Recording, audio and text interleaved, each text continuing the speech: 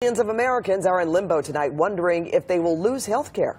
President Trump and Republicans celebrated today after Congress passed a bill to replace the Affordable Care Act, also known as Obamacare.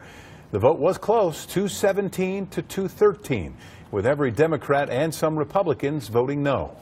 The House bill provides tax credits instead of subsidies to buy health insurance, revamps Medicaid funding, and limits the amount the feds can put in. It repeals subsidies for lower-income Americans, eliminates individual and employer mandates, and ends Medicaid expansion. The bill also eliminates Obamacare taxes on the wealthy and insurers, and finally, it weakens guaranteed protections for people with pre-existing conditions. And that's one of the clauses which has a lot of people concerned, even those with employer-provided insurance. And CBS 2's Randy Page is live with a closer look at what this bill could mean for Californians. Randy.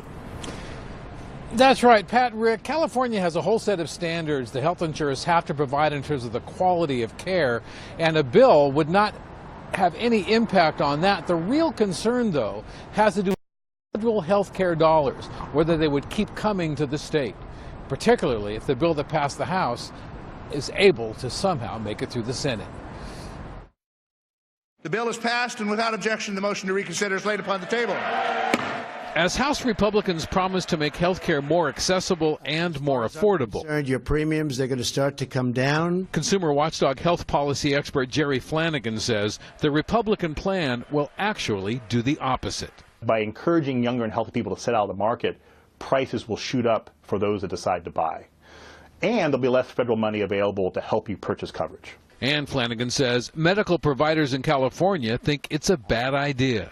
The health insurers hate it, the doctors hate it, the hospital groups hate it, and frankly, the patient groups hate it as well. I don't think that the House of Representatives heard our plea. Children's Hospital Los Angeles president and CEO Paul Viviano says there are about 4.5 million people in California who receive medical coverage as a result of Obama's Affordable Care Act, and about a third of them are children. They'd lose their health care coverage. That would be a bad day for families and for children.